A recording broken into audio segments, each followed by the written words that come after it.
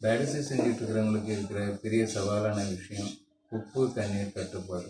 ஏன் இந்த உப்பையும் தண்ணீரையும் சேர்த்து சொல்கிறேன்னா, உப்பை தின்றவன் தண்ணீரை குடிப்பான்னு சொல்கிறது மாதிரி உப்பு சேர்த்த உணவை சேர்த்தா கண்டிப்பாக தண்ணி தான் குடிக்கும்.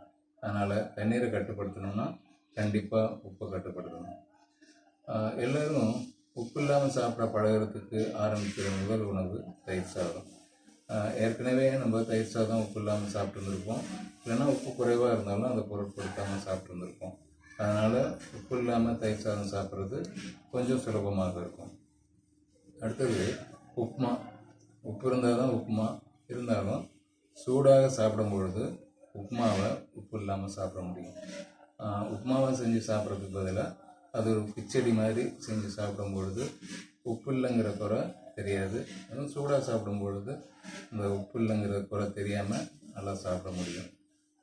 பிறகு பொங்கல் செய்யும் பொழுதே உப்பு இல்லாமல் செஞ்சுக்கணும். அதுக்கு சட்னியும் சாம்பாரும் செய்யும் பொழுது லேசாக உப்பு சேர்த்து செஞ்சுக்கலாம். இட்லி தோசையில் வந்து ஏற்கனவே உப்பு இருக்கிறதுனால, மாவில் உப்பு இருக்கிறதுனால சட்னி செய்யும் பொழுது கண்டிப்பாக உப்பு இல்லாமல் செஞ்சு சாப்பிட்றது நல்லது. அதுவும் இந்த சட்னி வந்து கொஞ்சம் கெட்டி சட்னியாக இருக்கும் பொழுது உங்களுக்கு உப்பு இல்லைங்கிற குறை தெரியாது. அடுத்தது இந்த சப்பாத்தி இடியாப்பம். சப்பாத்தி இடியாப்பம்லாம் செய்யும் பொழுது மாவை தயாரிக்கும் பொழுதே உப்பு சேர்க்காமல் அதை செஞ்சுக்கிட்டோம்னா அதுக்கு குருமா என்ன தொட்டுக்க செய்கிறோமோ அதில் வந்து லேசாக உப்பு சேர்த்து சாப்பிடும் பொழுது நம்ம உணவு மூலமாக உப்பு நிறையா சேர்றதை தவிர்க்கலாம்.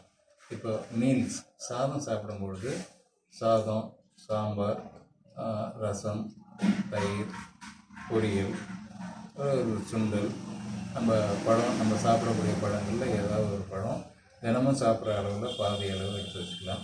இப்போ உங்களுக்கு சுகர் இல்லைன்னா ஒரு இனிப்பு பண்டம் ஏதாவது ஒரு இனிப்பு வச்சுக்கலாம். ஸோ உப்பு மட்டும்தான் நம்ம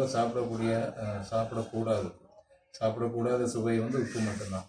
மற்ற எல்லா சுவையும் சாப்பிட்லாங்கிறதுனால எல்லா சுவையும் கலந்த மாதிரி வச்சு சாப்பிடும் பொழுது நம்ம வந்து உப்பு இல்லாமல் சுலபமாக சாப்பிட்லாம்.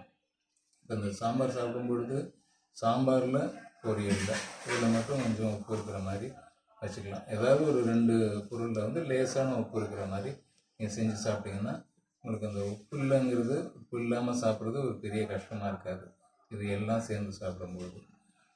இன்னொரு முக்கியமான விஷயம், உப்பு அதிகமானாலும் பிபி ஏறும், தண்ணீர் அதிகமானாலும் பிபி ஏறும்.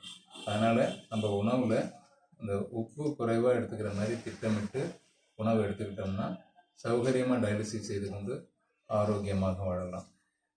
மீண்டும் மற்றொரு பகுதியில் வேறு சில ஆலோசனைகளோடு உங்களை சந்திக்கிறேன். அதுவரையும் நன்றியும் வாழ்த்துக்களும்.